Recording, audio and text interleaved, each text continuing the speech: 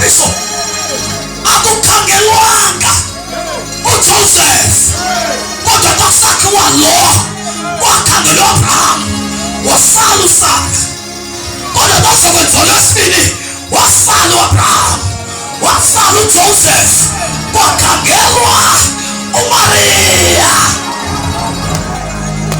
ngoba kuyo sonkoma kuyo sokwahlulisa kuyo sokoyisa isono kuyo sokwenza ngoba abavumelana noThixo lento yabo iqine.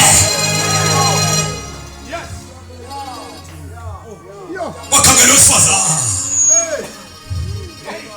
ufuna igazi yathandaza igazi ofunyana uMaria wayengeyontombi egcwele eyafumanekayo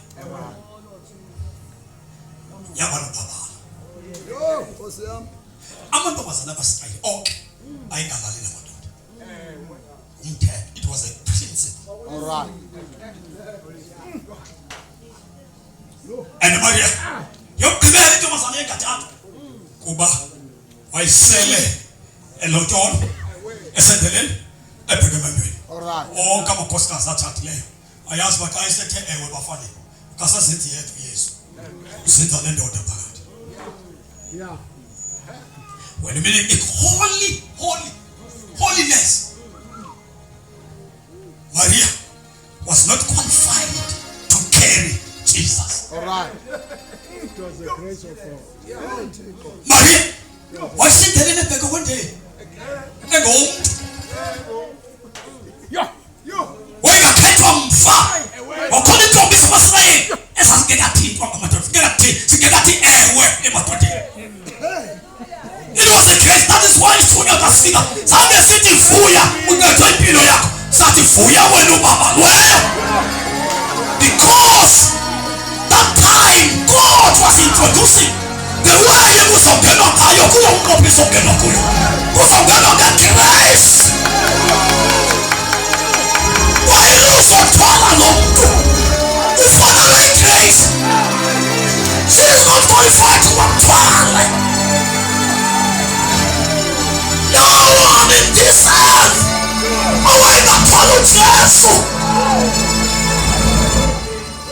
When you go to see crazy power, but a fool when you Baba way. Not the power to go to a part of a fast. Not the power to go to a part of a fast. It's really I ask you to take up something. It's not the permanent of some drama. What is so? A permanent of us.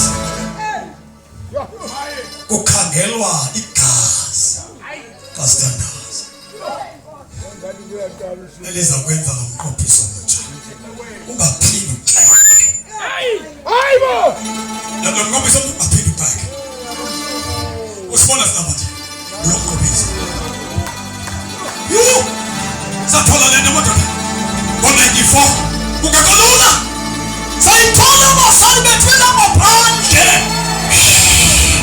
Wathi ngoba lento motoka yakhiwe. Kuye bakhanza nabakasitha nabakasatha. Yafika mfino sangoma. Yafika ndawonenge. Igrace kaNkulunkulu. Grace kaNkulunkulu. Akukenwa ngegasi lomama.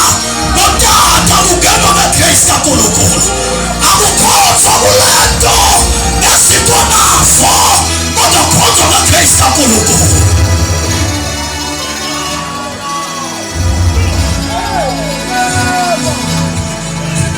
I'm the last one nazothandaza wayeka babi Mike Shumayilu Kristu kodwa igrace kaNkulunkulu yasenza ngabantu odesingabona mhlawumbe. Ngiyathandaza lapha kusebusuku kule verse 27 mfundo esiswama ivale iBhayibheli yakho. Chapter 26 verse 26 verse 27 chapter 26 wayithabatha nendebe wabulela wabulela wabanika esithi selani kuyo nonke selani kule indebe nonke le ayikhethi leya ibikhetha lo mqophiso omdala ubujuza bathile thina mampondo asikho pha thina mampondo nandelibolo sewan asipal yakhetha omdala mqophiso yona nto sisokolayo xa sishubayo kuthiwa sikomajuti nize nomjuda la mqophiso selective kukho abathongayo kwabangabafuniyo kodwa lo kodwa nonke lo uvumela thina sonke selani nonke sola nonke nifanele ukusela kulo Yabo! because hayi ufuna yena umnqophiso omdala nandawom lalingaselo lalichithwa nje kodwa eli lichithwa lisele ngoba ukuphila kusegazini ubomi kusegazini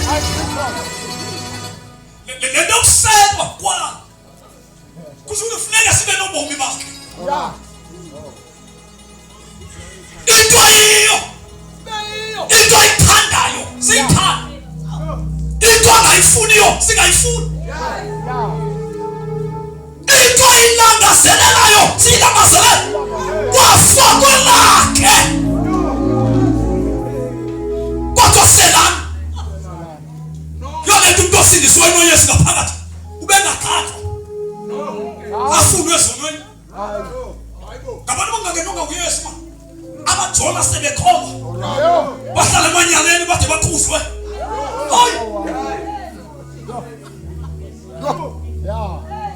umuntu angenwe uyesu wasela eligasi lomnqophiso ikawa ikakekisa izono Ameni! kukhangeka kuliwe ngomntu onileyo esithi uyesu ngaphakathi mina kushumayela lo owahlukanisa umuntu nempilo yeli hlabathi laba bangenwe nguye bayazelusa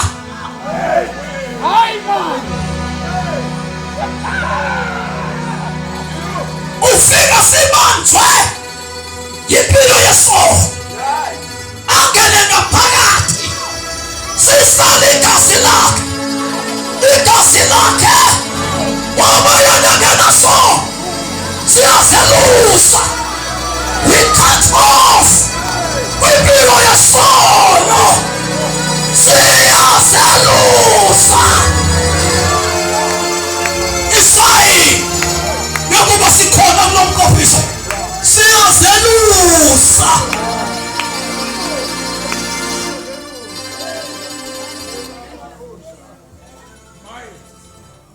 bonakala ukushumayela kakhulu kukhona emnqophisweni wenza amanyala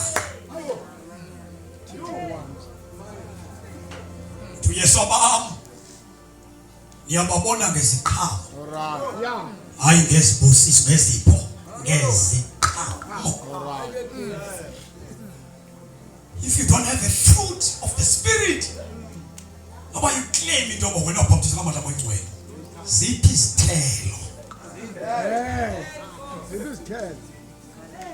yini siyadeleza uverse number 28 mama wam kuba ligazi lam eli lomnqophiso omtsha eliphalala ngenxa yabaninzi leli gazi liphalala ngenxa yabantu abaninzi ukuze kuxolelwe izono isizathu seli ngokugazi kukuxolelwa kwezono wabazenzeleyo kusho ukuthi lo mgidi ukuba ngabe izono nazo lisekhona igazi lakhe ukuba likuxolele, ukuba awunamnqophiso wenze noThixo ukuphila right emhlabeni, ungawenza lo mnqophiso namhlanje.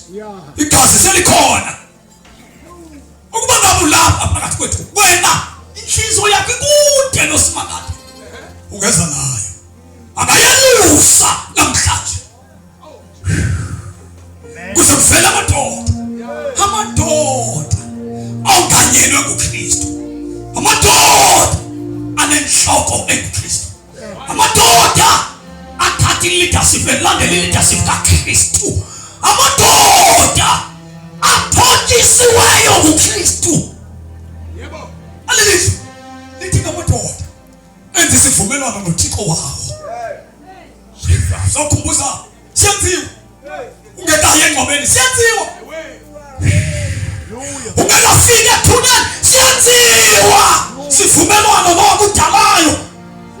Likhona igazi likaYesu elakatela wena aphalazelwa thina sonke apha keke nongaphandle kwethu waphalazelwa igazi. Impilo yakho noma yonakele kangakanani, siyalunga izinto kuyatshintshwa, kodwa ungaye engcwabeni unganaxolo noThixo. Likhona igazi elixolela abantu izono zabo. Asivala amehlo ethu sithandaze, sivala amehlo ethu sithandaze phambi koThixo wethu ngokuvuma kwalo mntwana athi bazali bam ngenzeni ngolu hlobo. Ukhona lapha entendeni, lungisa indaba yakho noJehova ofilayo.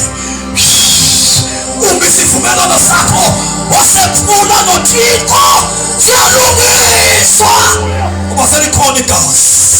Osathatha umathike sizothandaza, selikhona igazi, selikhona igazi. Asivala amehlo bantwana.